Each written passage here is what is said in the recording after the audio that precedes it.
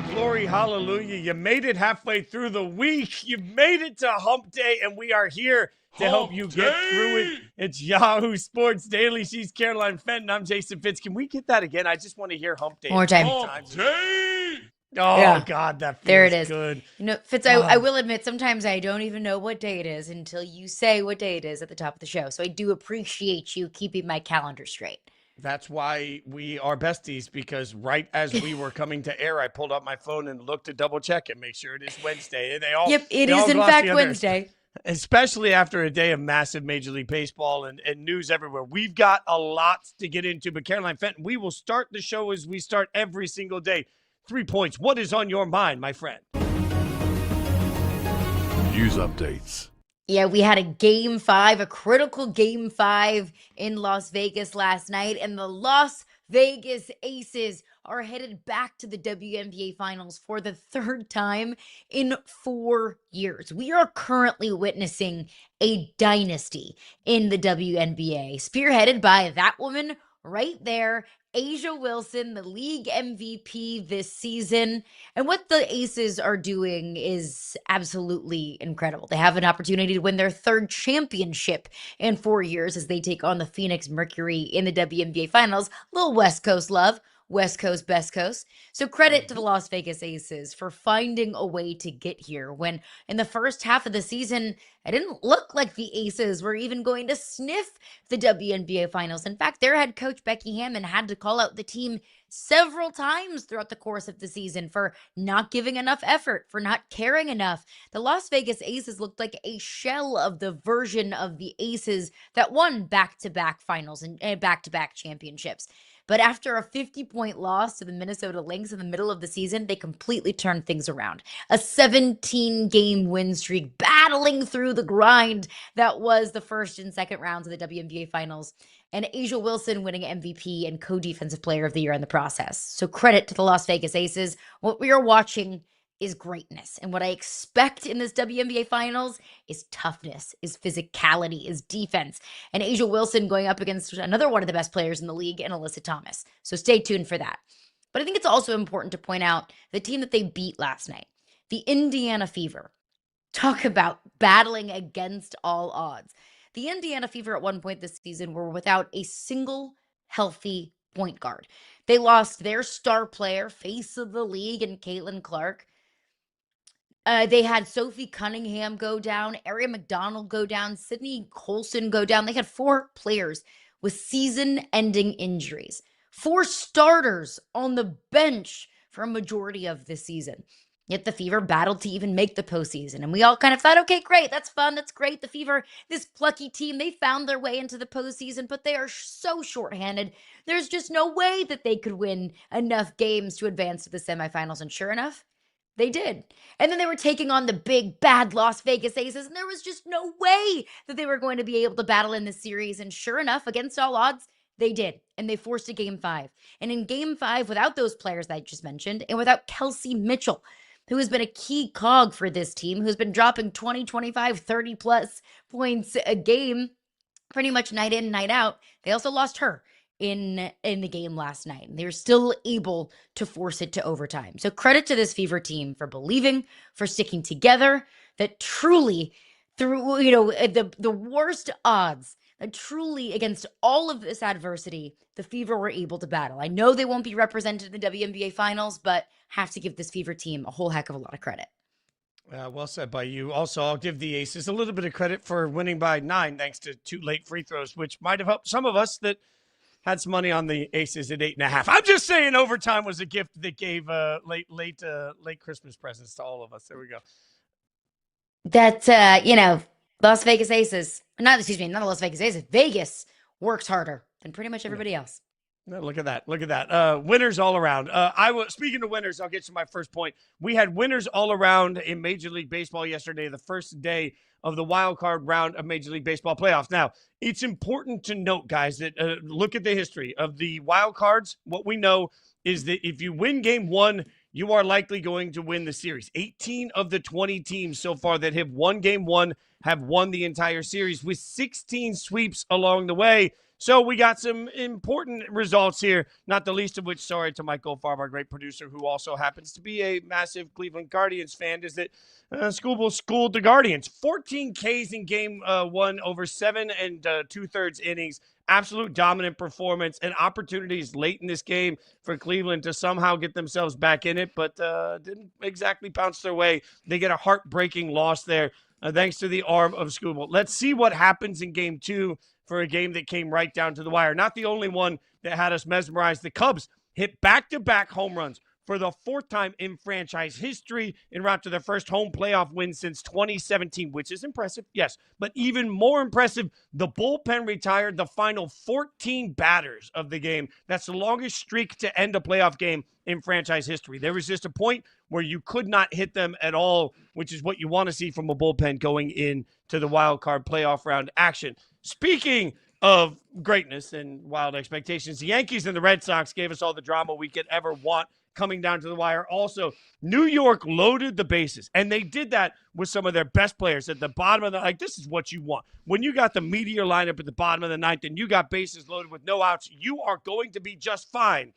until you aren't. Here is the fact. They didn't even get a run after loading the bases in the bottom of the ninth, which is historic. They're the first team to lose after failing to score with the bases loaded and no outs in the ninth inning or later in a postseason game and the go-ahead run on base. Did you follow all of that? Since the Twins did it in 2009. So basically what I'm telling you is it's been a long damn time since anybody pooped the bed the way the Yankees did in the bottom of the ninth inning and the Red Sox get the big win. And then the nightcap of all of it from the Major League Baseball. I watched too much baseball yesterday, y'all. The nightcap was the Dodgers bullpen just trying to make sure everybody in the state of California was puckered up all day. This game was 10-2. It was 10-2, and suddenly Cincinnati loaded the bases, and they were handing out walks with the bases loaded like Oprah hands out cars. You get a run. You get a run. I cannot believe the way it went down, but they do get the win. They get the win, and I'll give the Dodgers a little bit of love. In the process, they had their third postseason game with 5 or more home runs. That is the most by any team in MLB history. But I'm telling you, if when you woke up yesterday, your argument for why the Dodgers can't win the World Series is that their bullpen isn't good enough, boy, did that argument get enforced last night. More playoff baseball coming throughout the course of the week. We will keep you updated on all of it. But, Caroline Fenton, let's get to our main point. Our main point was yesterday, the entire sports world was absolutely shocked when one of the biggest stars of the WNBA, Napheesa Collier, went to the podium with a written prepared statement that was the most stunningly blunt, brutal statement I have ever heard from a player about their league, about their commissioner. She came out. I would beg everybody. I retweeted it. I know it's out there for everybody. Don't just read the quotes. I know we've got one here for you. Watch the entirety of the 4.5-minute statement. I think it is the most powerful modern athlete moment I have ever seen, and I think, Caroline, it will change the future of the WNBA. She used her platform, took all the risk, and went straight at her league with direct accusations to Cathy Engelbert of exactly why things are run poorly, exactly what's wrong with the mindset. This was a jarring moment for the WNBA. I think that moment that we saw yesterday will go down in sports history forever. That in 5, 10, 20 years, we will look back on that prepared statement and say that was the moment that the WNBA changed forever.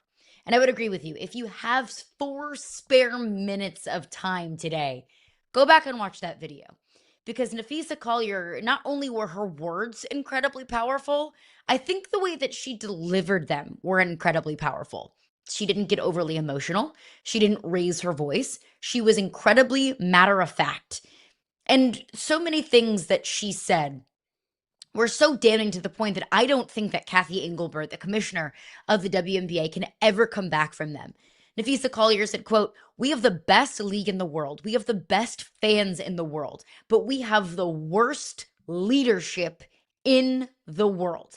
I have never heard a more scorched earth comment from an active player about their commissioner, I think ever in my lifetime.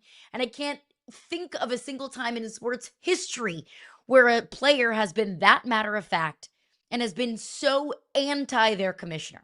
And I also view Napheesa Collier's comments, and I think it's incredibly important to keep this in mind, that Fee isn't just talking for herself. She's not just talking for her team or for her experiences.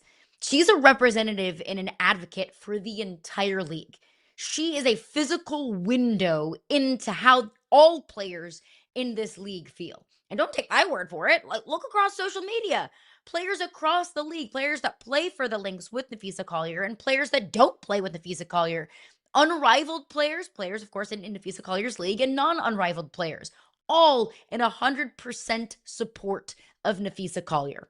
So if this is how this league feels, I don't know how in the world Cathy Engelbert can survive this. To me, it's become glaringly apparent that Cathy Engelbert needs to step down today as the commissioner of the WNBA. You can't walk this back. And what we've learned is that the level of the trust that the players have for her is absolutely broken. And we also heard very direct accusations of statements made. And I think this is important because Napheesa flat out said when she talked to Cathy Engelbert and asked about officiating, the quote she gave is that she was told, quote, only losers complain about the refs, right? When she asked Cathy Engelbert about the young players not making enough money, Cathy Engelbert's quote was, Caitlin should be grateful she makes $16 million off the court because without the platform the WNBA gives her, she wouldn't make anything. Players should be on their knees thanking for the media rights deal I got them. Those are direct quotes that Napheesa Collier has attributed to Cathy Engelbert. And even in Cathy's response, none of that was addressed. So what you have, let's use the equivalent from any other sport. You have somebody that has been an MVP in the WNBA. You have a Lamar Jackson type coming out and making a glaring statement against the WNBA's version of Roger Goodell. So now the commissioner has two choices. One, you can just not address it at all. Well, that's not going to work. Or two, you can address it. And if you do address it, you are either going to have to admit that you said these things, or you are going to have to publicly call an MVP in your league a liar. That's something that the league simply can't be prepared for. This was the ultimate checkmate move in this statement because she didn't come out with feelings. She came out with statements, Napheesa Collier. Napheesa Collier didn't come out with generalizations. She came out with specifics. And in business and in life, when you are attacked with specifics, you have to give a specific response. And if you don't, then you simply crumble. And the fact that so many players agreed with the Caroline, to your point, just continues to speak to what happened here. This was a transformative shift in the future of the league because the players have stood up and they've made glaring intentional statements about Cathy Engelbert that now she either has to defend or she has to step away. And I think if she defends them, she actually destroys her league in the process. This was incredible because I don't think Cathy Engelbert could come back from it even if she wanted to. I think she has to step away. I don't think she can come back from this. You don't say these kind of things. You don't prepare a 4.5-minute long statement with direct quotes from a commissioner, basically making fun of and throwing concerns in the trash and making fun of players and come back from that. Why would any coach or any player in the league feel any sense of trust in Cathy Engelbert after hearing what she said to Napheesa Collier? And you mentioned what she said about Caitlin Clark because Napheesa Collier called out, hey, look, Angel and Paige and Caitlin, Angel Reese, Paige Beckers, Caitlin Clark, they are all driving eyeballs to this league. Why don't they make more money? And Cathy Engelbert said, of course, Caitlin's lucky she makes $16 million off the court because she wouldn't have that platform without the W. You sure about that, Cathy? You sure about that? Because Caitlin Clark signed deals with Nike, Buick, State Farm, and Gatorade, 4 massive corporations, before she even got drafted into the W. And Cathy Engelbert, do you really want to make the argument that Caitlin Clark needs the WNBA more than the WNBA needs Caitlin Clark? First of all, I think that's an incredibly dangerous statement to make. Second of all, it's just inaccurate. It's just not the truth. And if I am a player hearing my commissioner say these things, essentially say, you're lucky to have us. First of all, that's just kind of un-American in a way of, look, you're lucky to have us, so shut up and dribble. And for Cathy Engelbert to just dismiss legitimate concerns from her players, to just dismiss it, oh, only losers say that, oh, they're lucky to have us. These have been concerns. Officiating and compensation have been concerns in the WNBA, not just over the last couple of months. These have been concerns over the last couple of years. And Cathy Engelbert is not going to take a step back and say, you know what? I have coaches and I have players over the last few seasons that are bringing up these legitimate concerns and legitimate issues in the league. Maybe I should look into it. Maybe I should serve our coaches and players. Maybe I should do everything in my power to make this league as best as it can possibly be. Because isn't that the role of a commissioner? You are not just a leader, you are also a servant of your players and a servant of your coaches and a servant of your league. But Cathy Engelbert is not serving anybody in any of these comments that she's making. I think the thing that stood out to me the most is when Napheesa Collier said, quote, "We go to battle every day to protect a shield that doesn't value us. The league believes it succeeds despite its players, not because of them." Just let that sink in for a moment. I don't know if that is in fact how the league feels. I would say that Cathy Engelbert would vehemently deny that that is how she or the league feels. But that doesn't matter to me. What matters to me is that the players feel that way. There is a moment for me where you start to talk about what all this means for the future. And I think what we have to acknowledge is that the collective bargaining agreement is up in October. There's a new agreement that will be reached at some point, we presume.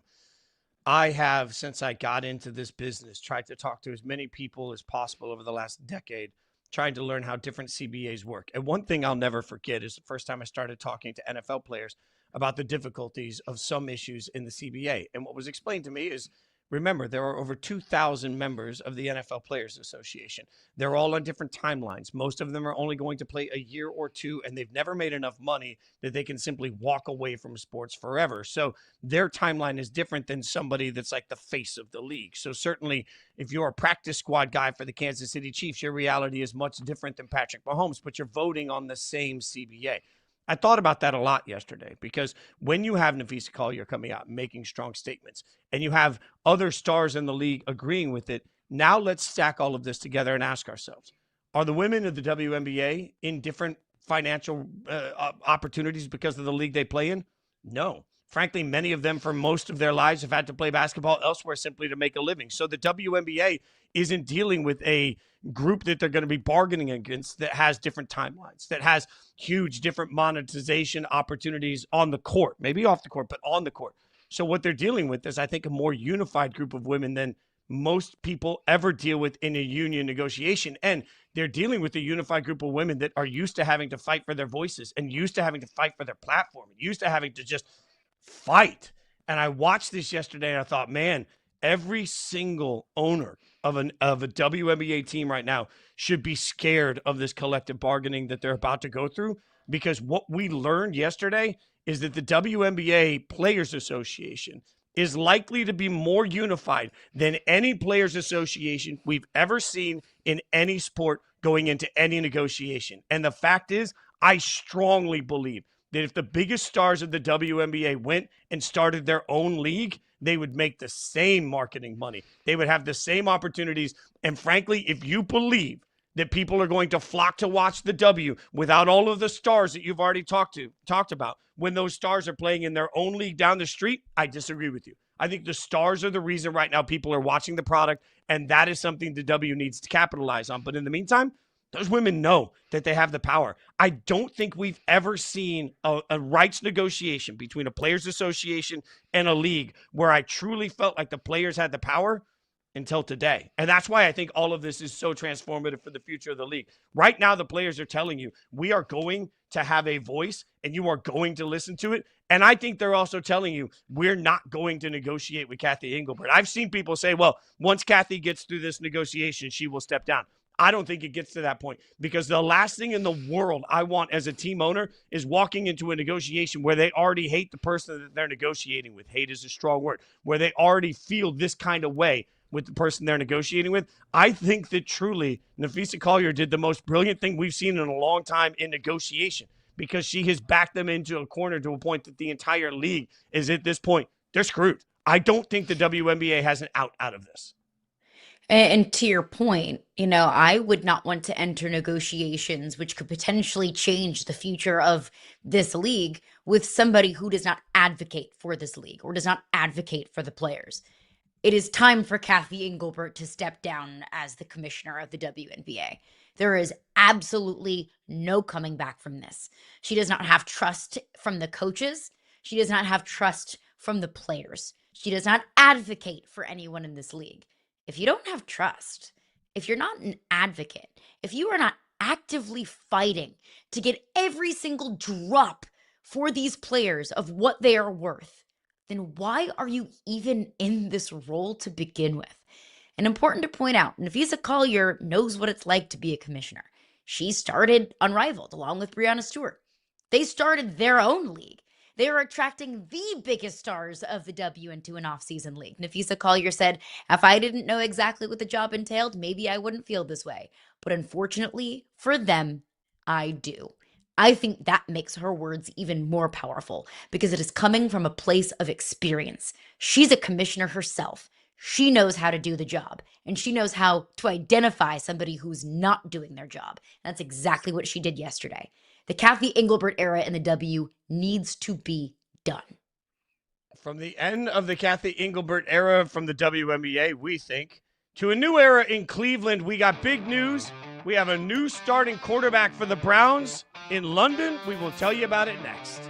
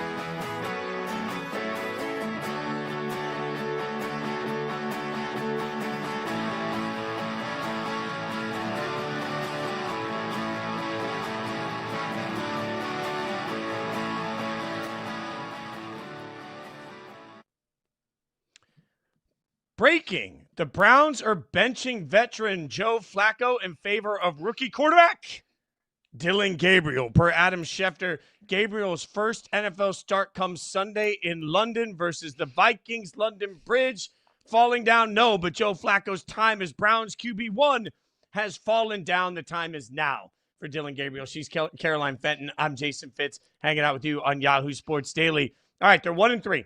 They're 1-3, and they're headed over to London to take on the Minnesota Vikings. What do you think, Caroline? You a fan of the timing of the Dillon Gabriel move? Things aren't going to get any better. And we even talked about it on this show before the news and rumblings came out that Dillon Gabriel was going to get the starting job. We had this exact conversation yesterday. And we talked about, look, Joe Flacco's not going to win you very many games. So that's either an indictment on the development or some of these young quarterbacks, or Kevin Stefanski's just kind of sitting on his hands, not wanting to make a move at the quarterback position. So I think this says a couple of things. One, Dillon Gabriel's ready, but he is ready to get some live action and get his first start in the NFL. Two, they acknowledge that the Joe Flacco experiment is not a very good one. And I think they also kind of look around at the division and say, hey, why not us? I think it's time for them to figure out what they have and who they have in their young quarterbacks. And if it's not going to get any better, and if you're not going to ride the lack of a hot hand that is Joe Flacco, then why not now? I think it's a good move. Look, I think inevitably at some point this was probably going to happen. Orlovsky says only choice left again. His preseason tape was really strong. See what he does with this opportunity. I hear all of that.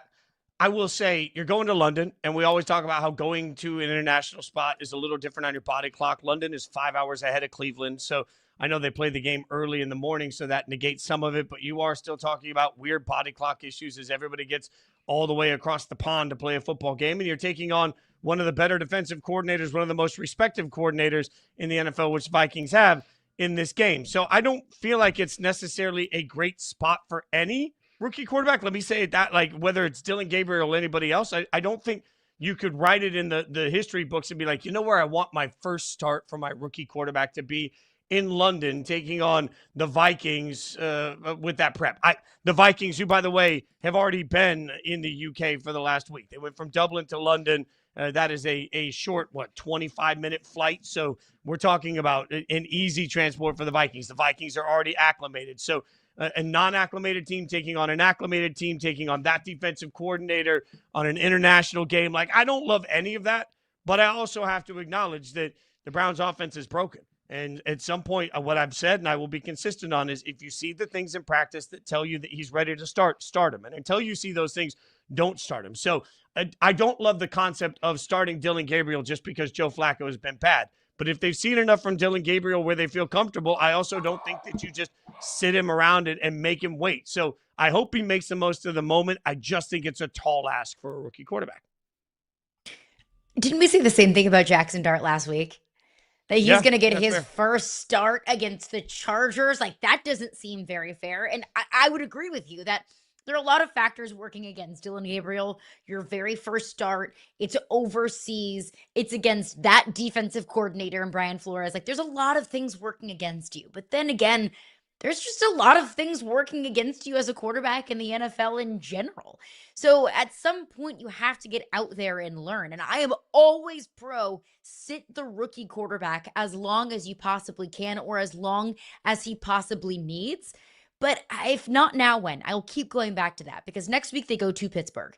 You want Dillon Gabriel to get his first start against, frankly, a defense that's probably been not as good as anticipated, but they've got a whole lot of dogs in that defense. The Pittsburgh Steelers have invested a whole mess of money into that defense, and going to Pittsburgh is not an easy place to play. And it's not like the Cleveland Browns get a whole lot of breaths of fresh air. You know, Baltimore, and I know Baltimore has fallen short of expectations, but it is still the Ravens. You take on San Francisco, you take on Buffalo.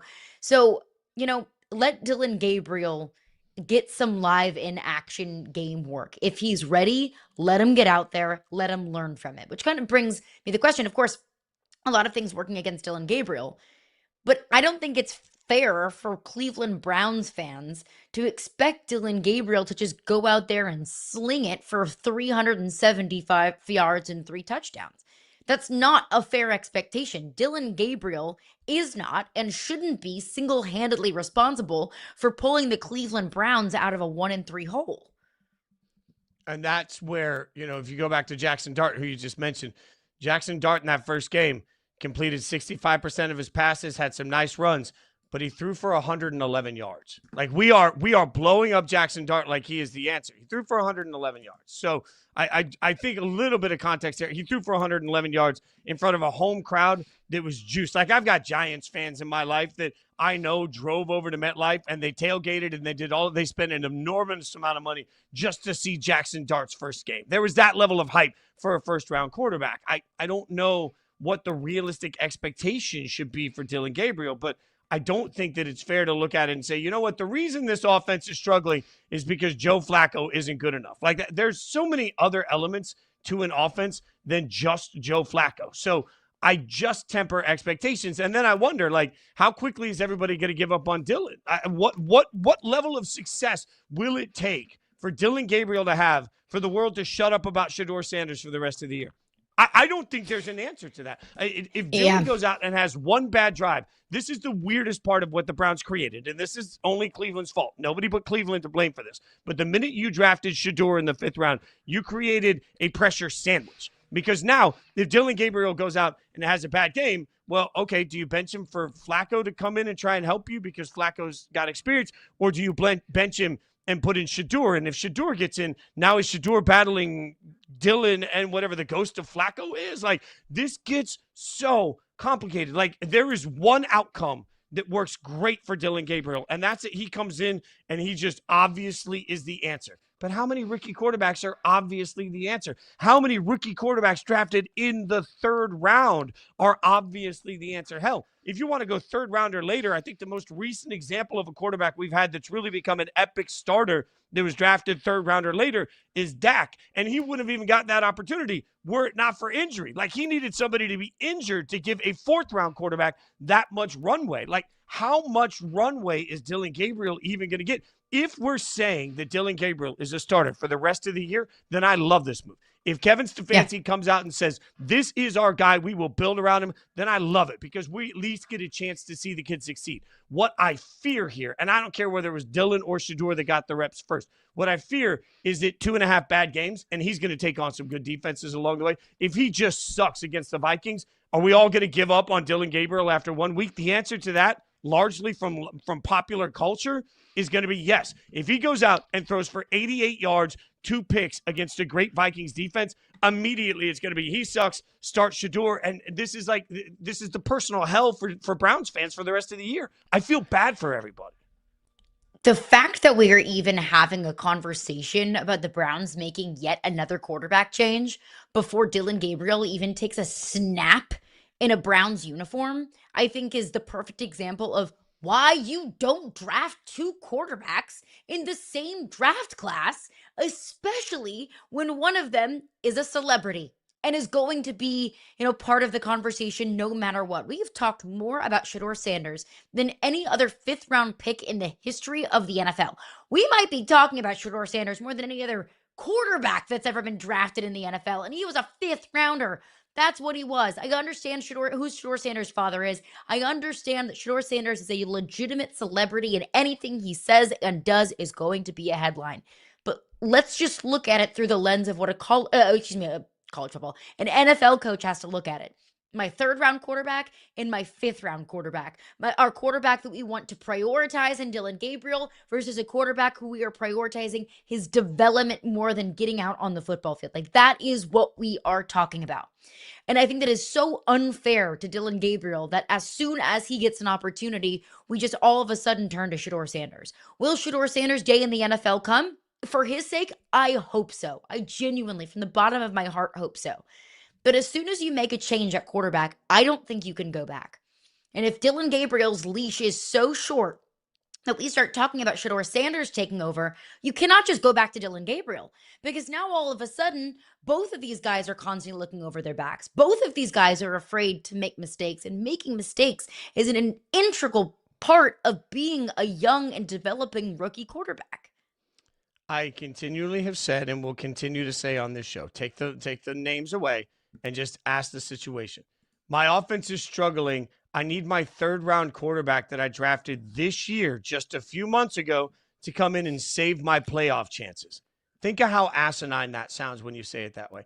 Oh, wait, if it doesn't work, my 5th round quarterback will come in and he'll be the one to save us. What are we talking about? And if your answer is Shedeur never should have been a 5th round pick, based on what? We have no idea yet whether or not that's actually true. Maybe Brock Purdy shouldn't have been a 7th round pick too. But if that's the way you're going to run your franchise, you're going to have a problem. And if your answer to all of that is your coaches are keeping everybody on the bench because they just don't want to play. So if you really believe that Kevin Stefanski isn't doing the best for the Cleveland Browns to win football games every Sunday, then what you really want is your favorite team to fire your head coach. Because if that's what your head coach is doing, it's a disaster. When you peel all of the emotion that comes with the name Shedeur Sanders away, I don't even think we would collectively give the slightest bit of a damn if Dillon Gabriel was starting for any other team this week. It's a vessel to get everybody to yell more about Shedeur, which is why we care about it. That being said, the over-under on it, 36.5. Vegas thinks it's going to be a low-scoring game.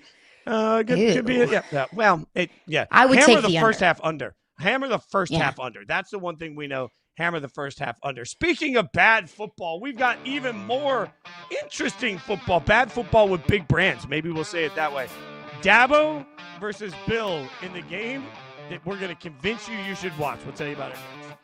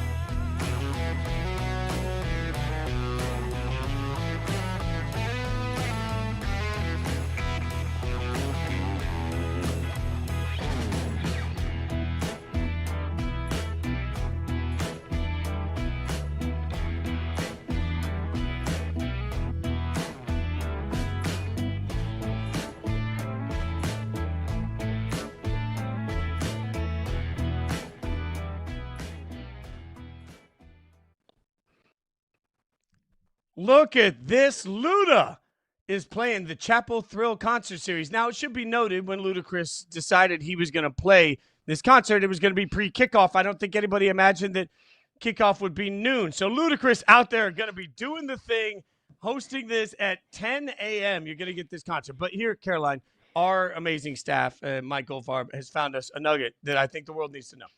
Ludacris is 48 years and 20 days old. 48 years, 20 days old. The age difference between Bill Belichick and Jordan Hudson, 48 years and 10 months. Their age gap is older, literally, than Luda. So, like, they could... They're a whole Luda apart. Wait. Their age gap is ludicrous. Can I do that? Like the State Farm commercial? Like, their age gap is... ludicrous. All right, but we get Luda playing before. I think, though, in all seriousness, this is a reminder of just how far these two football teams have fallen, that Ludacris is going to be playing a brunch show to get you ready for North Carolina Clemson. Like, that's the hype for a noon game that now everybody's wishing they could bury, where Clemson's favored by 2 touchdowns between two teams that we're not sure are any good. I saw Ludacris at a music festival in Nashville a couple of years ago, and it was a total incomplete firefest. It was horrifically run. But Ludacris was supposed to open up for some total non-A-lister, which whoever scheduled Ludacris to open up for, like, Joe Schmo, like, I don't know what they were on, but Ludacris gets on stage and he starts yelling into the microphone, "Who the bleep books Luda for 30 minutes?" And he kept saying that over and over again. Like, he was so offended by it. So I can, which he has every right to be. He's ludicrous. That's ludicrous.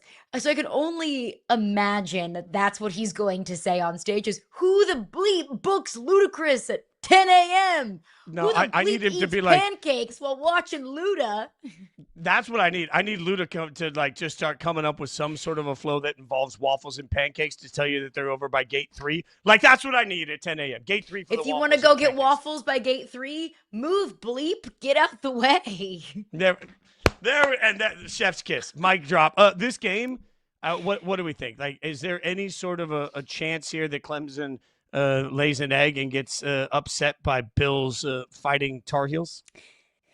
There is a chance because Clemson's so nice. inexplicably bad this year. They really are. With the amount of NFL talent that they have, the number of future first rounders that they have on this team, they have zero business losing as many games as they have lost so far this season. So I'm not going to say that there's no chance that just because North Carolina's underachieving that they can't pull off what feels like the impossible against another underachieving team. Now, I wouldn't put my money on it, but let's just say they do. Now, I'm not picking it. I think Clemson wins this game. I think at the end of the day, talent wins out, and Clemson has a whole heck of a lot more of it than North Carolina does. But if North Carolina does beat Clemson, we have an all-out monstrosity in the ACC because Clemson right now is at the bottom of the ACC standings. We have, Virginia, who just upset Florida State. So now Florida State has one conference loss. We have Miami, who is undefeated. We have Miami and Florida State playing each other this weekend. Let's say North Carolina beats Clemson. Florida State beats Miami. It's absolute madness, Fitz. We've got an undefeated Louisville team as well. Like, there is no team in the ACC that wants to step up and win this thing. So we might end up with just, a gross ACC championship game and a gross representative from this conference in the college football playoff. But I'm here for it. Yeah, no, look, as a lover of chaos, I would want all of this. I think your point about talent, though, is an important one. Clemson has more talent than UNC. And I can't figure out how North Carolina botched this so poorly. Like, I understand that they hit the transfer portal and whatever, there's 70 new kids on the roster, blah, blah, blah, blah, blah.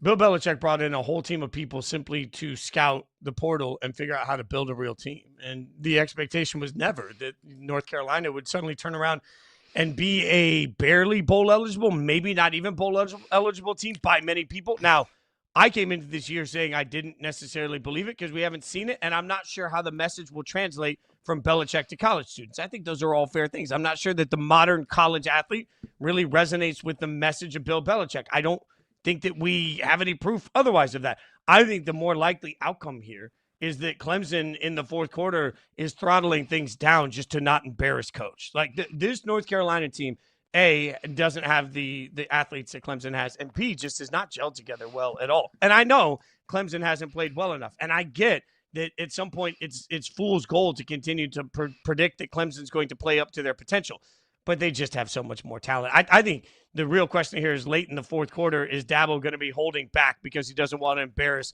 Bill, who he respects so much? There's a much better game, though. There's a much better game. But to that point, before we move on to the better game, Dabo said in his media availability, he said, I wish Bill Belichick all the best, except for this weekend. We need a win a lot worse than he does. First of all, how dare you say that? Second of all, I don't think Dabo's worried about maintaining the legacy of Bill Belichick. I think Dabo's worried about maintaining the legacy of Dabo. If he can run up the score and get some style points, he's gonna. Yeah, there is no doubt about that. There's a much better game, though. Miami and Florida State at this point. Miami taking on a 4-0, taking on Florida State. That would have been the game day game were it not for just the simple fact that, Florida State laid an egg against Virginia. So what's Miami have on the line here? I think Miami has the number one, an opportunity at the number one team in the country on the line.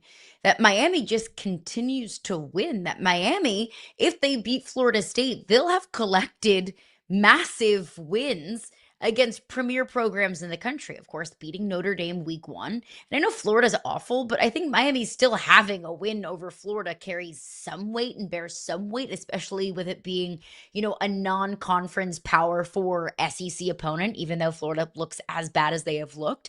So I think Miami will continue to get some love for, being the number one team in the country. I think Oregon would get the edge, at least where it stands right now. But if Miami keeps winning, you cannot ignore what Miami is doing. Yeah, I think, though, the pressure amped up for Miami to make a statement here because Florida State takes that loss, and now you're going to get an amped up version of Florida State, right? So, how much do we view what happened last week as a trap game? We talk a lot about trap games on this show, that they've been very real. how much is that what really throttled down the season and the expectations for Florida State quickly. But I think if you're Miami, man, every one of these is an opportunity to just show the world, hey, we need to be talked about in a different way. And that's what happened with Oregon, right? Oregon goes into Happy Valley and just absolutely, they handle the moment. They looked like the better football team, I thought, from the outset against Penn State. And from that, they get the growth of the opportunity to sort of throttle or push themselves into the number one conversation. Same can happen for Miami here, given that it's a rivalry game, given that it's a Florida State team that has had incredible moments. Like, this was a much sexier opportunity for a win a week ago, but it's still a huge opportunity for Carson Beck to come out, play clean, show everybody. Like, these are the sort of Heisman moments that matter for quarterbacks on teams that are in the top five. It feels like there's a lot on the line for Miami, not just on the field, but also from the eye test, Caroline. Yeah, it's a wonderful opportunity, I think, for Florida State as well. You know, they were at the top of the college football world in week one after taking down Alabama in pretty dramatic fashion. And then after last week, like you said, laying an egg to Virginia, and it was probably one of the more epic field stormings that I've ever seen. So bravo to the Virginia student section. Now they're embarrassed. Now, you know, the lingering bad memories of 2-10 last season come flooding back. That beating a team like Miami, a top 5 team in the country, a legitimate, not just playoff contender, but who I view as a legitimate championship contender, if you're able to go in there and beat Miami, then all of a sudden you can start to justify, okay, Virginia was a fluke, and we are more the team that beat Alabama and beat Miami than we are the team that couldn't pull it out against Virginia. She says kudos to Virginia. I say that the NCAA should adopt a new rule. If you storm the field after a win, like, they should do what they do for the national championship. We've covered national championships. There's a window. There's like 3 or 5 minutes or whatever it is. You have to wait in the tunnel. And at the end of the window, you get to run out. They should force students to wait to the end of that window. And if a single student steps on the field before the end of that window, then your team's head coach and quarterback are both suspended for the next game. That will stop field storming. That would absolutely police. Don't hate students that. would police each other in a way that would stop field storming and at least let the players get off safely. So there we go. There's my old man yelling into the sky about how to fix college football. I'm going to be yelling into the sky all day on Sunday because there's a matchup coming on Sunday football that absolutely could feast for Daniel Jones. We'll tell you about it next.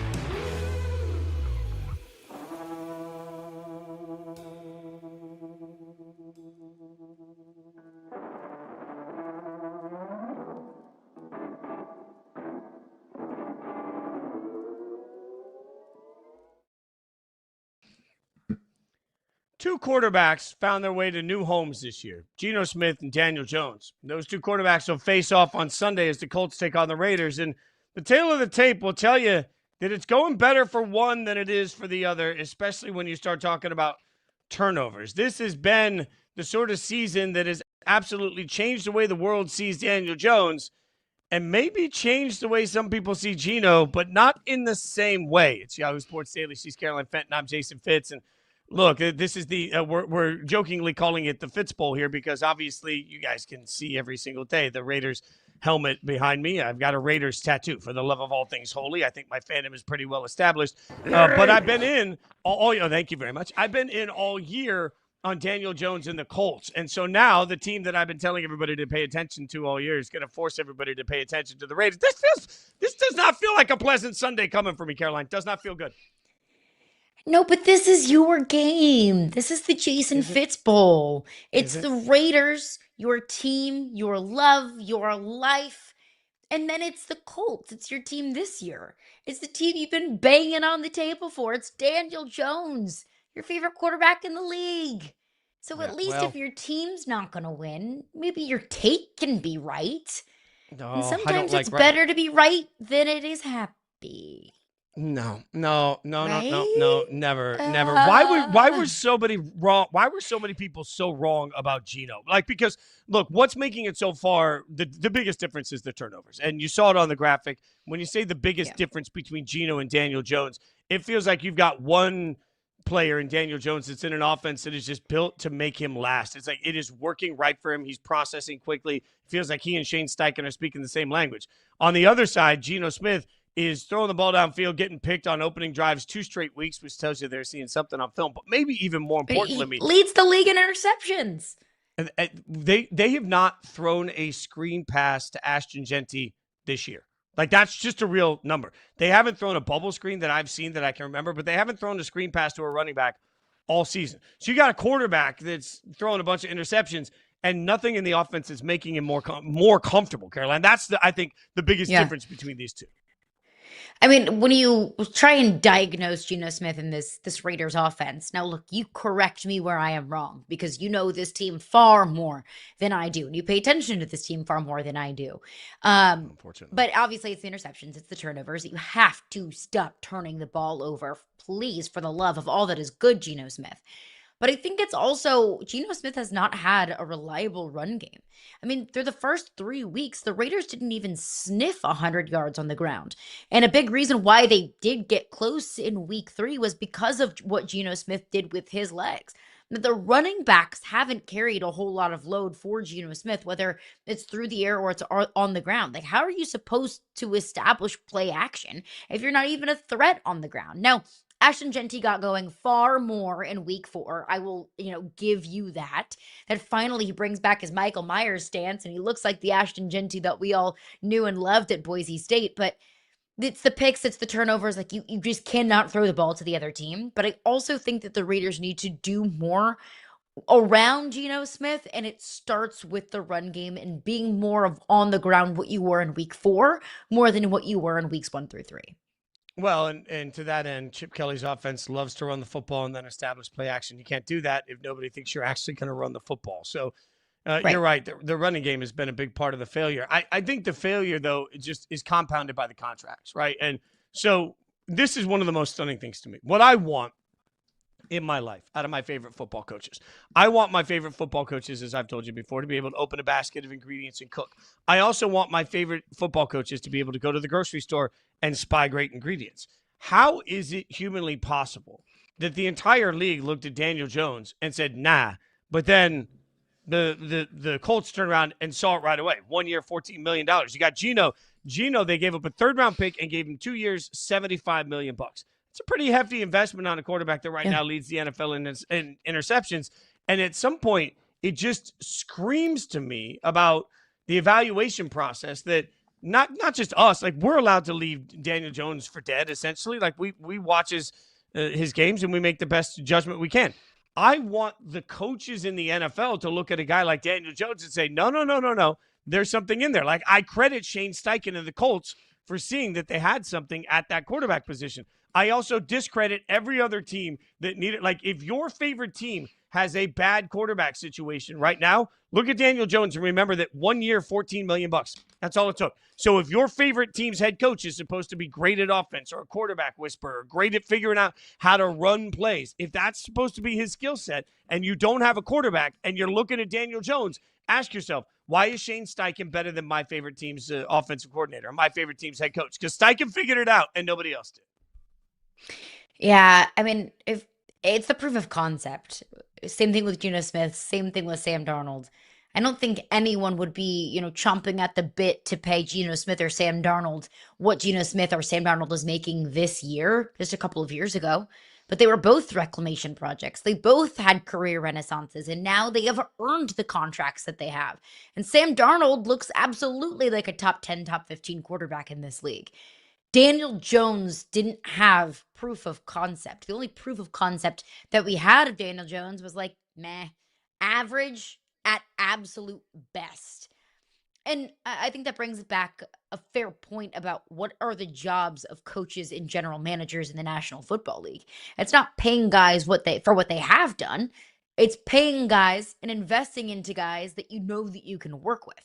And I think that just goes back to coaching, that I think Shane Steichen should get credit for what he's been able to do for Daniel Jones. That Shane Steichen was kind of sold to me as this quarterback whisperer, and we didn't see it with Anthony Richardson, but now clearly we are seeing it with Daniel Jones. That's the importance of coaching. KOC and what he did with Sam Darnold in Minnesota, that's the importance of coaching. That maybe what Daniel Jones is getting, what Geno Smith might not be with the Raiders, is quality quarterback coaching. Well, Chip Kelly's the highest paid offensive coordinator in the league at over $6 million a year. So he should be doing his job. But you're right. I think for me, I'll say this. I'm the worst person in the world to go to a concert with. I know that because I have a super analytical brain and I spent most of my life standing on stage in bands. When I go to a concert, if Caroline and I are sitting at a concert, inevitably most of my friends will look at me and say, hey, are they any good? And I can look around the stage, and at least from my viewpoint, my eyes, I'll look at it and be like, drummer's good, bass player sucks, guitar player's okay. You could just sort of tell because I've been around that world for 40 years of my life, right? Like you can tell. I just want coaches to be able to watch a guy and be like, yep, got it, doesn't have it, got it, doesn't have it. Oh, yeah. I see what he does, and I know how I can maximize that. Like, look at Joe Flacco. We just talked about Joe Flacco getting benched. You know where Joe Flacco wasn't benched? The Colts, because somehow Shane Steichen got success out of Joe Flacco. You know, a team that probably should have Daniel Jones right now, should have seen it, made the most of it, would have been the Browns. But instead, we're sitting there going through all of these other quarterback options. I think it's pretty shocking to just watch Shane Steichen cook and realize nobody else was able to see it with him. Yeah, I mean, I could have watched Sam Darnold last year and what he did in Minnesota and say, yep, I would pay that guy. But that's also, that's not my job. Anybody can do that. Anybody with eyes and just a smidgen of football knowledge can tell you what some of these guys are doing and might be worthy of the money that they're making.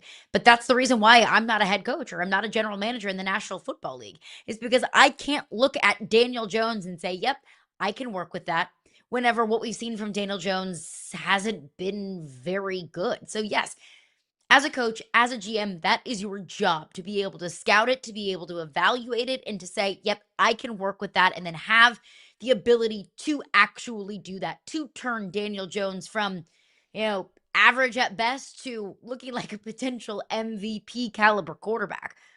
What's going wrong with Geno Smith in Vegas? Like, I cannot tell you that.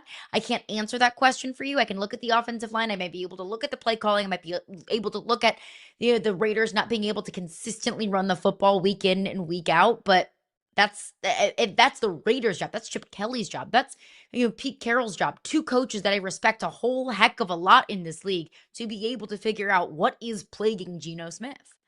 I think if your answer in life is he's a system quarterback, my follow-up question is, why isn't your team smart enough to build a system where he can be that successful then? It's a lot of quarterbacks are system quarterbacks. That's not a bad word.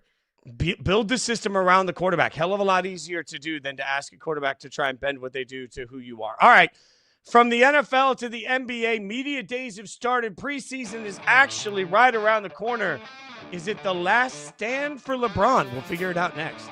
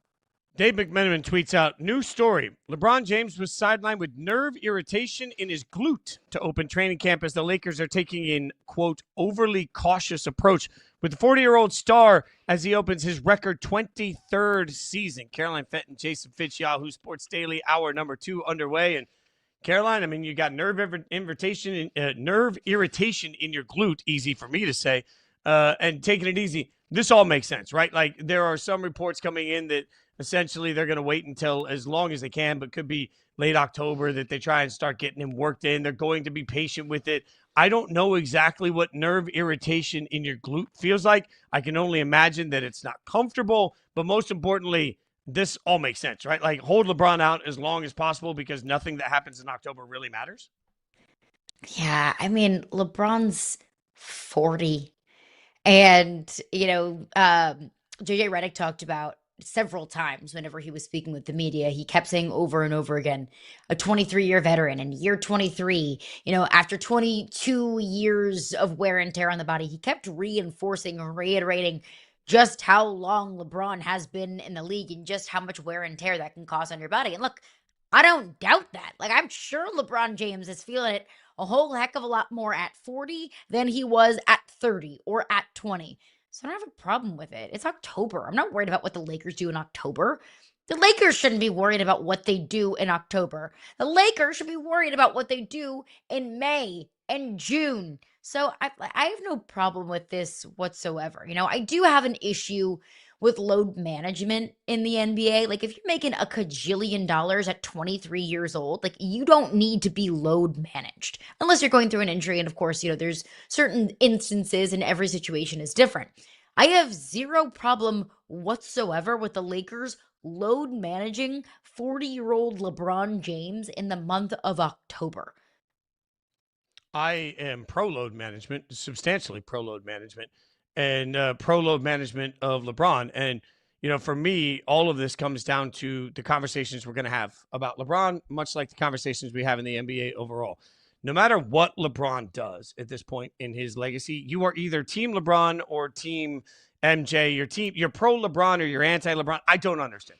I am a big believer that in 30, 40 years, when there's another LeBron-type player, that's when all of us sitting on our front porches with our grandkids will say, oh, he's like, I watched LeBron. Everybody will be a LeBron fan in 30 years. But today, it feels like people have gotten so stuck in the I have to have a LeBron take, pro or negative, that everything about that take only comes down to championships. If LeBron went out today and led the league in scoring, but the Lakers didn't win the chip, people would find a reason to make that LeBron's fault. And that's just the reality of how it's covered. So if that's the world we're going to live in, and you're the Lakers and you know it, and you know the way the modern league is perceived, and you know what really matters to everybody involved in it, championship or bust, that's the way we cover everything at this point. So at some point, who cares? Like, if LeBron misses all of the winter, if LeBron comes back at the All-Star game, who cares? As long as LeBron is as healthy as he can be. If you look at this roster as a Lakers organization, if you look around at your roster and you say, you know what, in a 7-game series, I think we can compete with anybody, then your only job is to get ready for a 7-game series. Doesn't matter if you get the last spot in the playoffs. Doesn't matter if you're in the middle of the playoffs. None of that matters. The only thing that matters is, can you compete in a 7-game series? And when one of your stars that you need to be able to compete in that 7-game series is older and dirt and played more leagues and more years in the league than anybody, well, now you got to make sure that you do whatever you do. Like, put him in a cryo chamber. I don't care. It's just let him freeze until we get to the All-Star game. Who cares? Because nothing that LeBron does in October, November, December, January, none of it will change what anybody has to say or thinks about the player himself. So why not wait until there's actual meaning and weight to it? If it doesn't involve a banner, it doesn't and shouldn't matter to the Lakers. So anything short of that, my God, just rest the guy and make sure that he's ready to play for the playoffs. Well, if the alternative was happening, if JJ Redick said, yeah, LeBron James has been dealing with some, glute nerve issues. And, we saw him kind of stumble a little bit down the stretch last year, but we're going to rush him back and make sure that he has a quick ramping up period in October. we would all be saying, what the heck are you talking about? Why are you doing that? Why would you rush a 40-year-old, 23-year veteran in this league who has a very strong argument to be the greatest of all time? And no, we're not doing that today. Okay, we'll save that for a different day.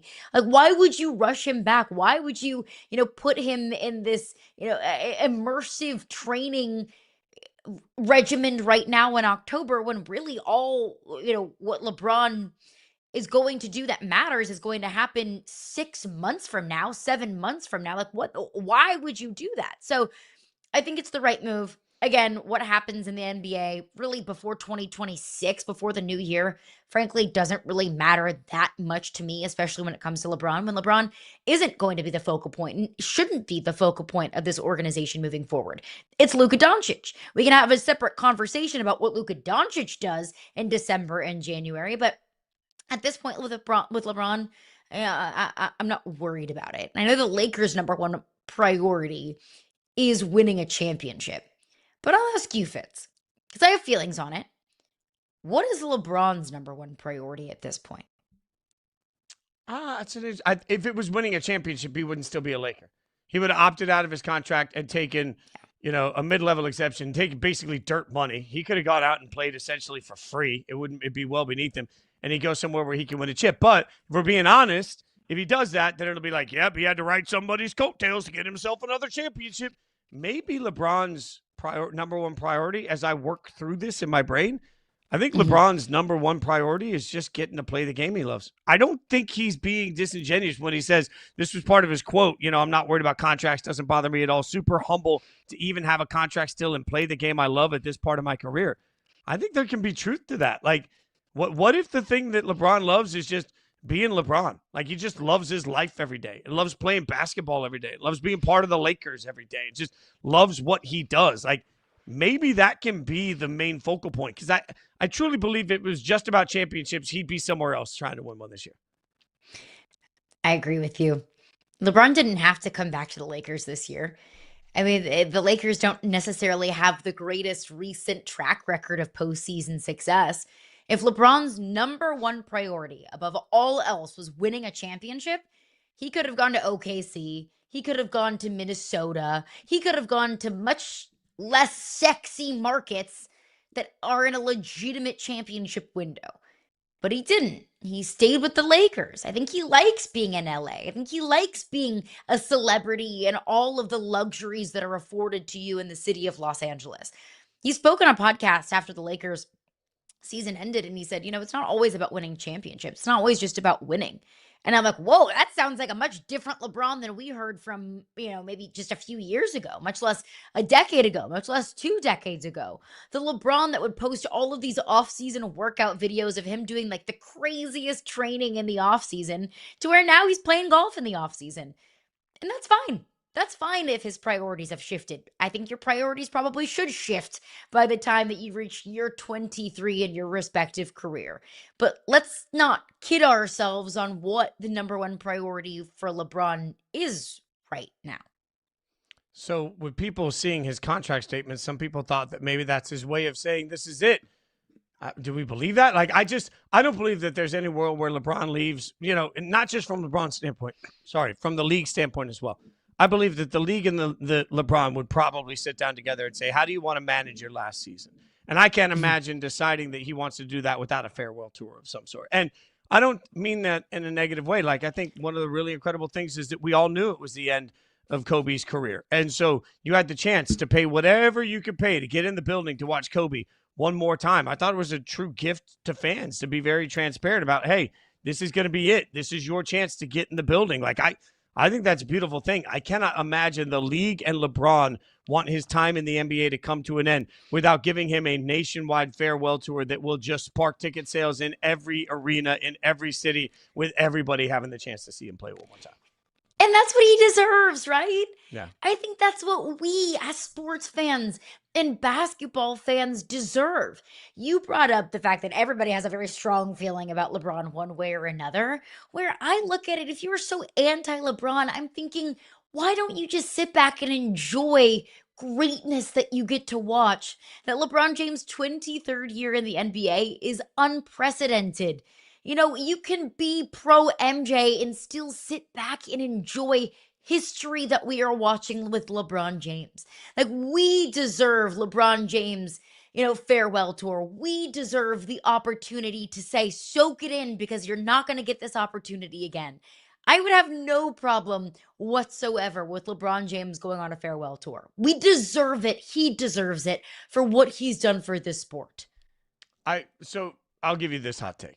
Between the Warriors and the age of that roster, and Steve Kerr, who's entering the last year of his contract that says he'll worry about it after the year, add that with LeBron, I kind of want this entire era of NBA greatness to just come to a beautiful end. Put a bow on it and make it a retirement run for everybody. There's just this moment where I'm not sure we're ever going to pay enough attention to Oklahoma City or Indiana or any of the teams that last year we were forced to, that were young and put together the right way and, grown slow and low and all of these things, but they maybe lack the household name. I don't know that there's room for more household names to the casual NBA fan until that room is created. And that room can't be created when you've still got Steph, Draymond, Kerr, LeBron. I want all these guys to play as long as they want to play, but I just don't think we can get to the next era of the NBA from a conversational standpoint, Caroline, until it's the end of the era that we're witnessing right now. So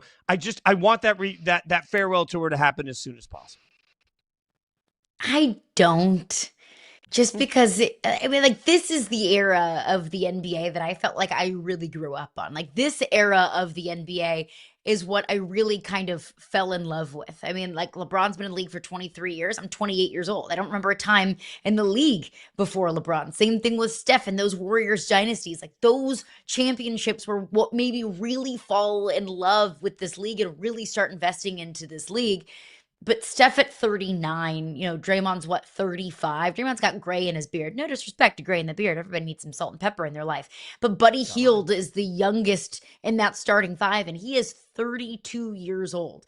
That I always say, and one of my favorite quotes in a movie is from The Dark Knight, and it's, you don't live long enough to see yourself become the villain.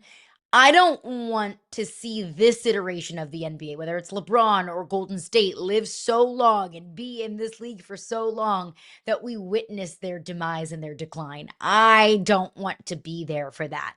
And it's true. There are so many young stars in this league. Like Shai Gilgeous-Alexander, what he did last season was truly remarkable. And we don't talk about it nearly as much as we should, because what is LeBron going to do and what is his future in LA conversation dominates the NBA conversations. We have Anthony Edwards, Victor Wembanyama, the Joker, so many fun young stars, Luka Doncic in this league, that maybe it is their time to have their ride in the sun. I also don't want the end of any era to just get drawn out to the point that it's painful to watch. And, one of the hardest things for athletes is that, once you're done, you don't get to continue to do it. I've said for years in music, it's tough when your favorite band keeps putting out records and they just suck for a while. And look, Golden State, it's not that Golden State's going to suck, but man, I want to be stuck in the mindset of watching Kerr and Curry win, 70 plus games and be just this dominant thing that was so beautiful to watch that you stopped everything and every TV in the bar went to it. And you just wanted to watch it. I make the fat Axl Rose comparison often on this show, but there's a reason. I want to remember greatness for greatness, not greatness for whatever it looked like at the end. And I've made jokes for years about, I'm old enough to remember what chubby Michael Jordan looked like when he was still trying to play for the Wizards, and week in and week night and week out, it just wasn't the same as what we watched during the prime of it. I want to remember Golden State for their dominance. I want to remember Kerr for his greatness. I want to remember them from what they accomplished when they were at their best on the floor. And the longer this thing stretches out, the more I feel like it just becomes a different part of the conversation we have to have about the overall legacy of it. And it just gets tougher for me to watch. I am that person that's watching the Golden State Warriors now, remembering what great Golden State basketball looks like and watching it now and saying, man, this is fine, but it's not what I remember. And I prefer those memories to just sort of sit forever. Yeah. We look at this Golden State roster. Many of those are calling it the unction. Love that. So it feels like this. Do you think that this is the last stand for the Warriors? And considering, too, that Steve Kerr is going into the last year of his contract, and they haven't even had discussions, allegedly, reportedly, about an extension, that Steve Kerr said, I don't want to negotiate my contract in the middle of the season, that he's going into this year without an extension in the final year of his contract. Is this iteration of the Golden State Warriors, this roster and Steve Kerr, is this the last stand? I don't know. I mean, again, I think it's just going to be hard. Golden State will have to decide that they're willing to move on from all of this. And that's just going to be a tough pill to swallow for everybody, because it's certainly not going to get bad enough that they have to, and it's not going to get good enough that they can't. And that's just, man, that's a weird place to be in. Like, do we honestly, and KOC says the Spurs should pursue Steve Kerr. I just want to let this chapter end before I start worrying about what the next chapter looks like. I want to see what it looks like for Golden State before we worry about whether or not Wemby and Kerr is a good match made in heaven. Oh, I want to have that conversation. I hear you. Let them ride off into the sunset. But Steve Kerr to San Antonio, because this iteration of the Warriors feels like it is far, far, far closer to being done than it is being able to run it back. Steve Kerr is one of the best coaches in the NBA. So if you give Steve Kerr this roster that the Spurs have accumulated, a young roster, I mean, like, maybe we're seeing a new dynasty unfold for Steve Kerr in San Antonio. Like, yes, I understand that we want to let this chapter go gracefully, but we can't let this chapter go without looking ahead to maybe potentially what's next. And if we could see another dynasty in the NBA coached by Steve Kerr, I'd be here for it. I would 1,000% be here for it. And who's saying no? With Steve Kerr as a head coach, and then all of the talent that San Antonio has accumulated, who says no? Mitch Johnson, the current head coach of the San Antonio Spurs. Like, I'm not going to presume it goes so poorly for the Spurs that they're making a head coaching change. And I'm also not going to presume that if they made a head coaching change, it wouldn't be to bring in Becky Hammon over from the WNBA, given her history with the organization as well. Like, I'm not willing to connect those dots. I know people want to. We'll give it time to connect those dots. All right, we have NFL dots we need to connect. We're going to get one of our favorite insiders, one of our just the best in the business. C-Rob, Charles Robinson, going to join us next. We've got him up early. We'll ask him about everything going on in the league next on Yahoo Sports Daily.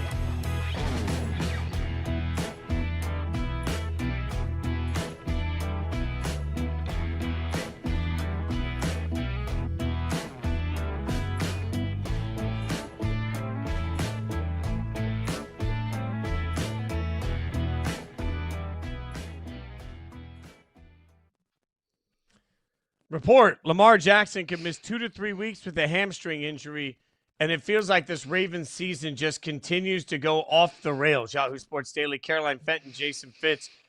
Home games for the next 3 games. The home games for the Baltimore Ravens as it stands right now. They have the Texans at home, who have not been the team this year that we thought the Texans would be, but they are coming off of a big win over the lowly Titans.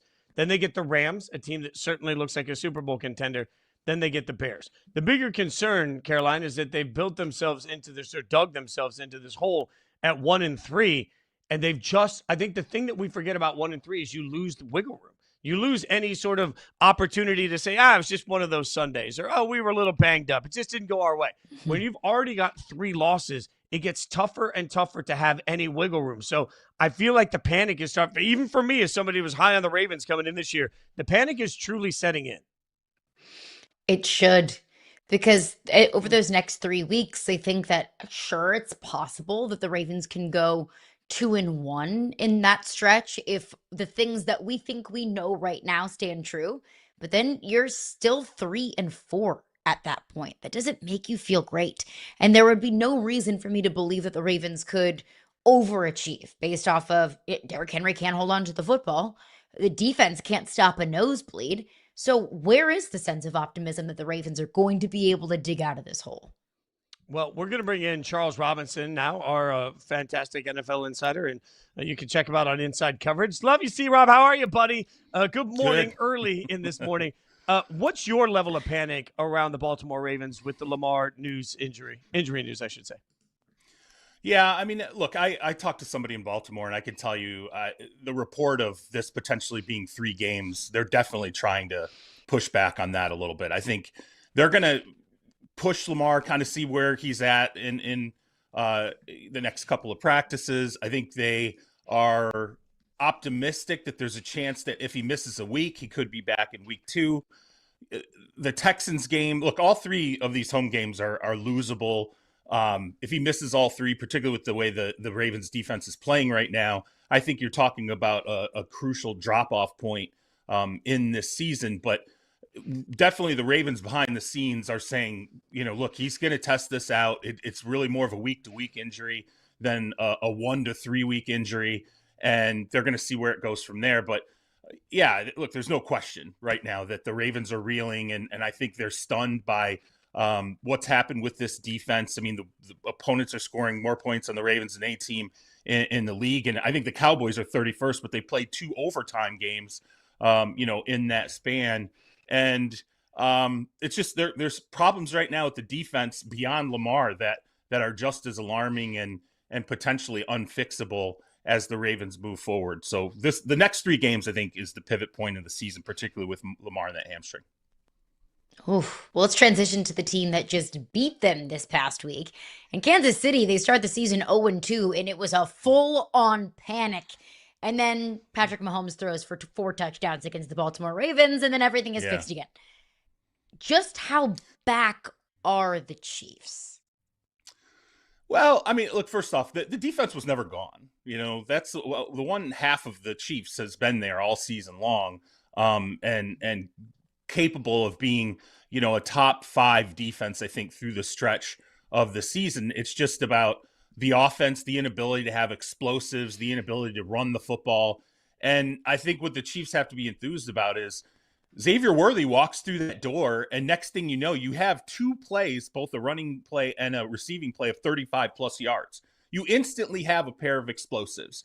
Travis Kelce catches 5 passes and is more involved in the offense, and it feels more well-oiled than it has all season long. Tyquan Thornton, even though I think he only caught 1 pass in this game, you're starting to look at, okay, well, here's this guy who, along with Hollywood Brown, Juju Smith-Schuster, there are other players that can be these rotational and even gadget guys once we get Rashee Rice back in the fold after his 6-week suspension. So I think they're feeling really good. I still think, though, the one thing they probably need to address by the trade deadline is whether or not they have the running back that they ultimately need, or the rotation they ultimately need to reach for that when they need it. They really didn't. I still think they didn't run the ball well last week.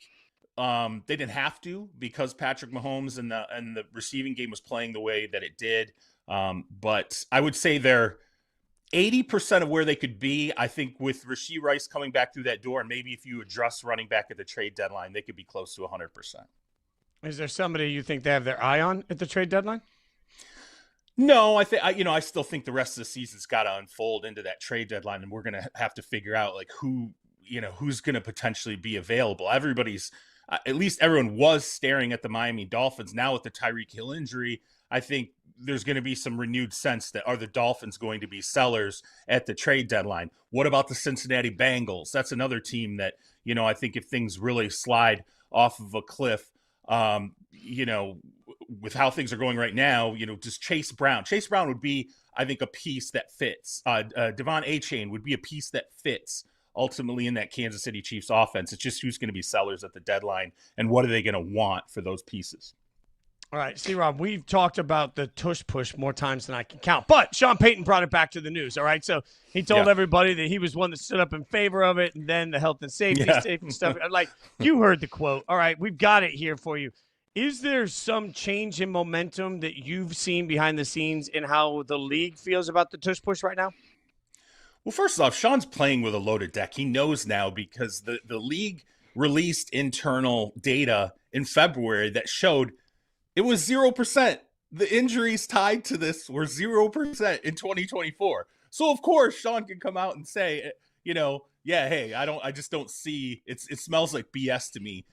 He's not wrong. I mean, the data says that the idea that injuries have created the consternation over this play what's really driving this. It's not. That's just not true. If anything, I think Dr. Alan Sills, obviously the chief medical officer for the NFL, what he has said is, look, mechanically how the play works, there's potential for injury down the line. And so the league stance has been, are we going to wait until someone gets hurt and then we're going to change it? Or are we going to try and be proactive rather than reactive? Obviously, they got 22 or 24 votes to ban. I think we'll revisit it this offseason, and it's going to be about, are the 22 teams that voted against it or in favor of banning it, are they still going to maintain those votes? And can the consortium that wants it banned, can they scrounge up 2 other votes based on what happens in the 2025 season? I don't know. It remains to be seen. That all those arguments happen on site at those meetings, and I still feel like, can the Eagles find another Jason Kelsey to walk in that room and push some owners over the top? No pun intended. Let's stick on the Philadelphia Eagles. Looking in Detroit, I thought after week 1, after getting clobbered by the Packers, I thought maybe, losing the brain trust in Aaron Glenn and Ben Johnson really is going to affect this team. Then the last 3 weeks, nope, I was, stood corrected there. Who is better, the Eagles or the Lions right now? I'll say it's too early to say this now. I mean, the great thing is we get to figure this out on November 16th when the 2 teams play each other, which is awesome. But I think look at the quality of teams that the Eagles are beating right now. I mean, when you talk about the Chiefs, the Rams, the Buccaneers, these are all teams that early on in the season, even with the Chiefs' problems, it's not like any of those teams have been absolutely clean. I think we all expect they're going to be there at the end of the season. If they're not going to be playoff teams, they're going to be darn close and be pushing for it. So I know there's a lot of consternation about the Eagles offense. It's hard not to have that consternation. We're not completing passes in the second half. Last week, I think it was like 30 plus yards of offense in the second half. Of course, that's alarming. You have AJ Brown with the cryptic tweets about what I think he's like every wide receiver always wants more and more involvement, no matter how involved he really is. But, the Lions, they beat the Ravens great on Monday night. Huge boost. I think there's more alarm about the Ravens now than there was at that time. Now they were consistently looking at that defense having problems. They pounded a great Browns defense, horrible Browns offense with Flacco at starter. Okay. You have a change there at quarterback, obviously going into next week. So I would still say, I'll give the edge to the champs, but thankfully this is a match we get to sort out in November. And one thing, by the way, with the Ravens, I know we're going to talk about the Browns coaching change or quarterback change. How good is Aaron Rodgers feeling right now? Like, you're like 3-1 in the AFC North. You're like, oh, geez, the Ravens, the quarterback's beat up. The Browns, they just made a quarterback change. And the Cincinnati Bengals, the quarterback who is potentially, a top 3 quarterback in the league he's out until December. Like, Aaron Rodgers is like, this is stacking up perfectly. What did you make of the Browns change at quarterback? What's it mean for Dillon Gabriel? I think this has been coming since the preseason. I think they were really impressed with what the workload they gave Dillon Gabriel in this preseason. I think they felt like he was super comfortable, picked up the offense fast. The absorption rate for him was definitely what I think the staff was most impressed with. When he went out there, There was not a lot of overthinking. Now he's gotten limited snaps. He's played in 2 games this year. I mean, really nothing to go on, although he did lead a touchdown drive against the Ravens at a point where the Ravens were just kind of cashing it in. But look, I think that the change had to be made because the Browns simply were not scoring points. They were getting blown out, and Flacco was turning the ball over. And, you know, I think they see where the season's going. Plus, they have a monster rookie class that looks fantastic right now. And if you can put Dillon Gabriel on top of that and he can be an efficient starter for you, this might be potentially the best Browns class Andrew Berry, the general manager there, has ever drafted. You said, real quick there, you said that they see where the season is going. Where do they think the season is going? I don't think they see this as even with the defense being what it is, I don't think they see this as being a season where they're going to reel off 5, 6, 7 wins and then suddenly factor into the playoffs by the end of the season. You don't make a change this early with a veteran quarterback in Joe Flacco. If you truly believe that, I still think you probably hang on to Flacco. And in particular, you don't make a change when you're going to London and you're facing a Brian Flores defense in Minnesota. I know the Vikings have been there. It's going to be 2 weeks in a row, so there's some special circumstances there. But you're not exactly taking Dillon Gabriel and putting him in, you know, the perfect situation for his first NFL start. I think they know we got to start to get a look at our quarterbacks now and ultimately decide and pivot into where we're going in the 2026 season and beyond. You can watch C-Rob on Inside Coverage Monday through Thursday right here, 6:30 p.m. I'll be hanging out with the guys Inside Coverage tonight and tomorrow. So just a little reunion happening. C-Rob, have a great day, my friend. Good luck to your Tigers. Yeah, absolutely. Thanks for having me, guys. Great stuff from C-Rob as he continues to break it down. All right, we've got bye weeks here, but plenty of teams that need to do some homework while they're on the bye. We'll figure it out for you next. Yahoo Sports Daily.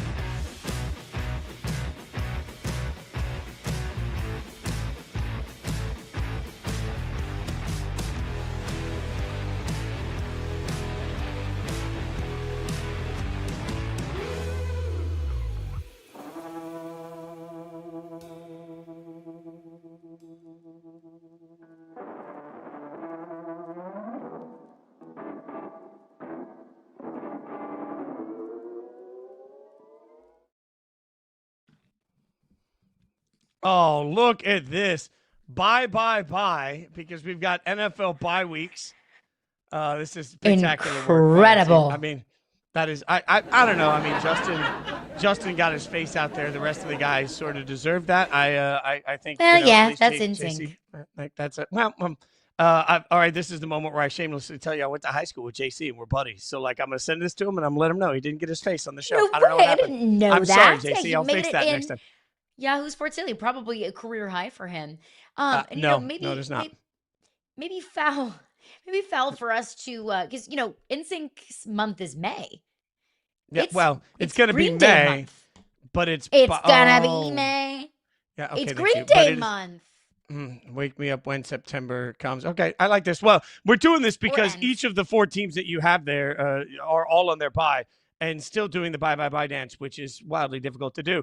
So let's take a look at some of what they need to accomplish during their bye over the week to get to where they want them to be. Who has the most work to do? So let's start with that. Which of these teams has the most work to do during their bye to stay in sync? I'll stop now, I promise. No, we can keep it going. There's plenty of time for some bye talk, for some NSYNC talks coming from somebody who had NSYNC posters all over her childhood bedroom. I think it's the Packers. Because looking at those 4 teams, the Packers, I see, are the only legitimate Super Bowl contender. In the first 2 weeks, they looked like it. They looked like the best team in the league. We both had the Packers atop our NFL power rankings those 2 weeks. But they've sputtered the last 2 weeks. In week 3 against the Browns, I mean, like Jordan Love couldn't complete a pass if his life depended on it. And then week 4, they couldn't stop anyone defensively. So I would say the Packers need to take a little bit of a step back, go back to what they did in week 2, whatever was working, whatever was meshing in week 2, versus the inconsistencies and the lack of complementary football that we saw the last 2 weeks. I mean, I think it's the Packers front 7.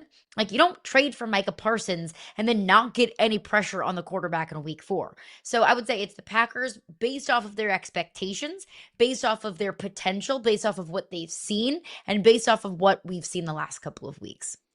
Yeah, I see that. I still think that if we're talking about staying in sync, the Bears are coming off of a win, right? And a win where, frankly, I'm not sure they played particularly well, but there were some building blocks in that moment. I don't know if the Bears are a great football team yet, but I do believe that the Bears get a little momentum from a big win. And every week right now, momentum matters for Caleb and this Ben Johnson offense, which I think still has a chance to be special. I've been saying it since the summer. I'd rather catch the Bears in the first month of the season than the last month of the season. But that being no doubt. That being said, I mean, there is this Ben Johnson called the Bears running game a mess, said the bye week couldn't come at a better time. There's never an easy fix for the running game, but obviously because of my fandom, I watched last week. Their offensive line didn't give them anywhere to go with it. I mean, Max Crosby was in a better chance to take some of those handoffs than DeAndre Swift. So I feel like that saying you want to fix the run game, Caroline, is a lot easier than actually fixing the run game.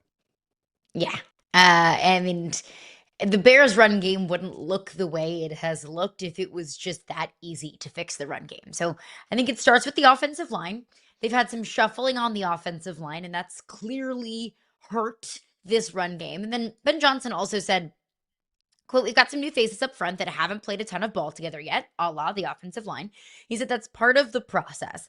It's also for the runners to understand what we intend to do with some of these play calls where we want that ball to hit. Then at the end of the day, they take their natural skill set and they make something big out of it. So if we just want to, nitpick exactly what Ben Johnson is saying there's 2 clear-cut, units that get some of the blame here. 1, it's the offensive line gelling as a unit, and 2, it's the actual running backs themselves of understanding what they want to do in the run game, understanding the play calls, understanding the offensive identity, which obviously doesn't happen overnight when you have a new offensive play caller and head coach in Ben Johnson. But it does sound there that Ben Johnson's given at least a little bit of the blame to DeAndre Swift in this core of running backs. Yeah, and you mentioned the offensive line. I will continue to say if they can get healthy on the line, that's going to help that running attack a lot, presuming that the running attack gets better, to your point, with the running backs themselves. Michael Penix Jr. also has got some work to do during this bye week. Mm-hmm. I think, 2 weeks ago, the question was he going to get benched? And then last week, he has a career game. To me, that's a lot about the resurgence of Drake London, to just keep feeding Drake. Like, you need your young quarterback to get comfortable with somebody. Last week, I think it became very apparent that he was wildly comfortable with Drake London. Building on that for another week, when you looked at his targets and the amount of catches that Drake had throughout the course of that game, I think it really was a statement that Michael Penix Jr. is, hey, I got my guy. I got my security blanket. It's going to be Drake London. Mm-hmm. If they can spend the bye week continuing to work on that timing and that relationship, I think that helps them a lot, because when Penix is uncomfortable, he needs somebody he can be comfortable with. Last week was the first time I really think we've seen that in his early young career. And it's clear he's comfortable with Bijan Robinson as well. Obviously, you have one of the best running backs in the league. He obviously, is going to be the Falcons' focal point in the run game. But right now, the Falcons' leading receiver is also Bijan Robinson. So it's great that you can build that rapport with your young quarterback, and there is no better, cheat code. There's no better security blanket for a young quarterback, I believe, than a running back. Not just a running back that can run the ball, but a pass catching running back as well. But you have to find, to your point, comfort somewhere else in the offense, because it can be really easy to defensive game plan against the Falcons if you're going to say, okay, well, we'll take the runaway from Bijan Robinson and we'll just double and triple Bijan Robinson and then have everyone else beat us, have Michael Penix Jr. beat us, have Drake London beat us. So if you continue to build that chemistry with the receiver, well, then now all of a sudden you have a pretty lethal 1-2 punch in Bijan Robinson and Drake London. What about the Packers? They obviously, you mentioned it earlier. We were hot on the Packers. Now we're sitting here curious about the Packers. What do they need to work on in the bye week to fix this? I think it's Jordan Love. And look, the defense was not good enough against the Cowboys. I can say that. You need to get more pressure on Dak. The fact that Micah Parsons' only sack and the Packers' only sack of the day on Dak Prescott came in like late in the fourth quarter, I think that's telling. That you need to be better up front defensively. You need to be just better defensively whenever you give up 40 points. It's definitely a clear-cut sign that you need to be better defensively. But I think Jordan Love can be a Jekyll and Hyde kind of quarterback. Against the Commanders, Jordan Love was carving up that defense on the ground, through the air, and then he couldn't complete a pass against the Browns, only putting up 10 points. Jordan Love, late in that Cowboys game, he almost cost his team that game because he was just lollygagging to the line of scrimmage and just barely got it off before time expired to tie up that game and send it to overtime. I think Jordan Love needs to find some consistency, and Jordan Love as a tactician needs to be better. I mean, if they weren't able to get the ball off late in the fourth quarter, I mean, the Packers lose that game, and now we are talking about a much, much different outcome, and maybe the pressure has ratcheted up that much more. I mean, a tie isn't a win, but it's better than a loss. So I think that Jordan Love finding some consistency needs to be priority number one in this bye week. I think the whole team could use a little bit more urgency offensively and defensively. So I'll come back to LaFleur finding that little bit of button, that little match that sort of lights a spark. That to me is one of the fixes they can have. What about the Steelers? The Steelers, the last team on a bye week. They go into this thing with the win in Dublin. They're 3-1. I got to respect it. They're 3-1. I don't know if they're good, but they're 3-1. Like, they are 3-1, but the vibes don't feel 3-1. I don't know what to think about this football team, Fitzy. They're great at forcing turnovers, but other than that, what does this defense do really, really well? Aaron Rodgers can look like, the Aaron Rodgers of Green Bay reincarnated at times, and then he turns the ball over at much too high a clip at other times. I don't know what they need to work on or to fix, because I don't know if I know who this team is. And isn't that crazy that we have a Mike Tomlin coach team that's lacking identity? That's why I think what I need to see is 4 quarters. Like in spurts, the Steelers look like an elite football team. And then all of a sudden, you'll look away from the game and you'll come back 10 minutes later. And you're like, how did this thing get close? And yeah, they got a big win in Dublin, but like Carson Wentz was awful in that game. And it still came down to the wire. And I kept looking at it saying, why? Like, why are the Steelers not capable of being the best of the Steelers for 4 straight quarters? When they are that, I will eat all the crow in the world and I will say that they put it together.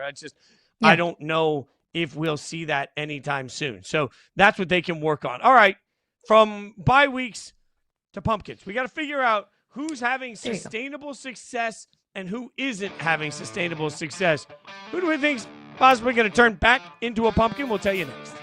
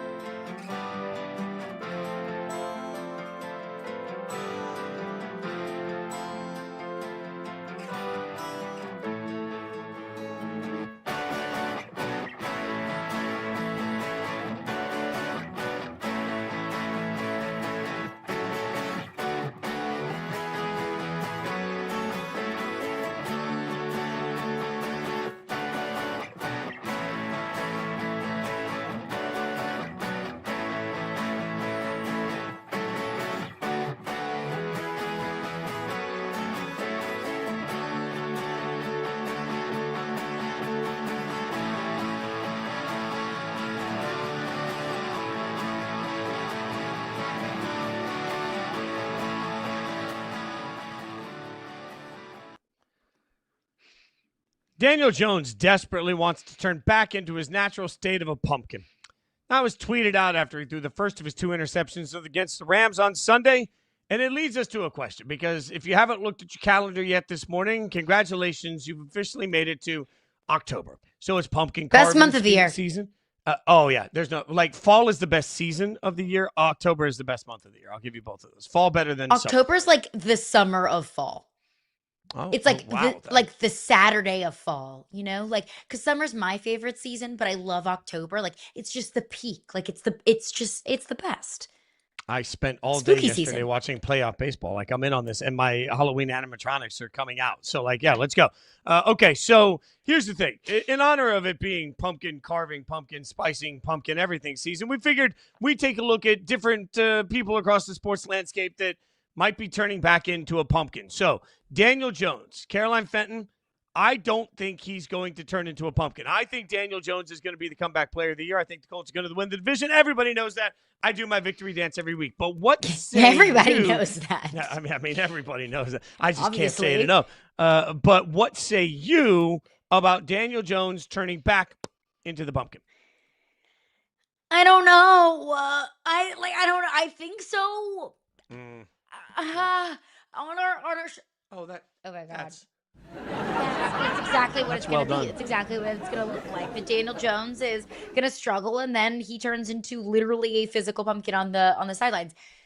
I said last week, I said, okay, if Daniel Jones looks how he looked through the first 3 weeks and the Colts can beat the Rams, then I will be all on board with, you know, the Daniel Jones MVP bandwagon. Obviously, the Colts didn't win, but Daniel Jones looked pretty good in the process. So I'm like, okay, maybe I am buying into Daniel Jones. And then he opened up the game with a pick. But then again, he opened up the game with a pick, but then he was able to bounce back from it.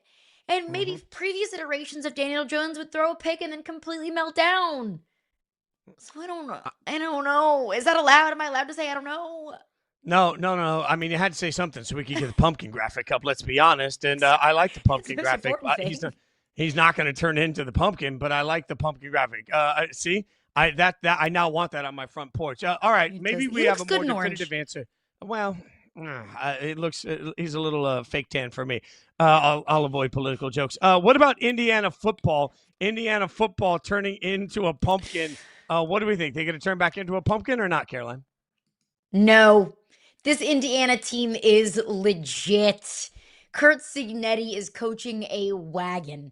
You've been looking at the sports books, Fitzy. Have you seen the Heisman odds for Fernando Mendoza? Have you seen #1 overall pick odds for Fernando Mendoza? And I know Vegas odds aren't everything, but this Indiana offense feels unstoppable. If Indiana was a playoff team last year, well, this Indiana team is better. So no, I don't think that Indiana turns into a pumpkin. I think that Indiana is the real deal.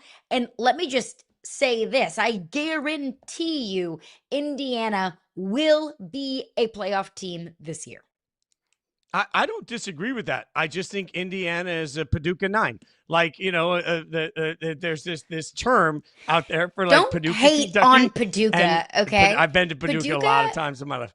It's the best exit on you know, whenever you're driving on that interstate, you've got so many great food options. I'm not going to name them because we don't give free publicity here on this show, but just experience for yourself, okay? Paducah's a great place. When you're calling Carter's a city, is it you're a great place to get off the highway and have a bite to eat while you drive through the city? It tells you everything. I'm just saying that like a Paducah 9 is like somebody that's particularly attractive, male or female, in Paducah, Kentucky, that then thinks they're going to be a model and they move to New York and they find out that they're like a New York 3. And I'm just spitting out facts here. Like Indiana is going to be really good, and then they're going to turn into a pumpkin when they play Oregon at the end of the year, and we're reminded just how good Oregon is. And you're right. They're going to get to the college football playoff where they'll probably beat the snot out of a bad team, and then they'll play one of the good teams, and they'll get trounced. It's last year all over again. Like it's fun. It's cute. It's entertaining. It's just a Paducah 9.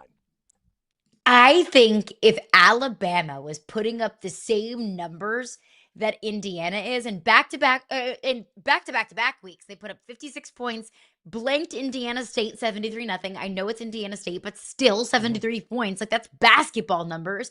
And then they took down Illinois 63-10. If Alabama was doing that, you'd be calling them a national championship contender. They barely beat Iowa, and Iowa sucks. All right. Sometimes you gotta win ugly. Yeah, Paducah 9. All right, the Jacksonville Jaguars. What about the Jags? Are the Jags?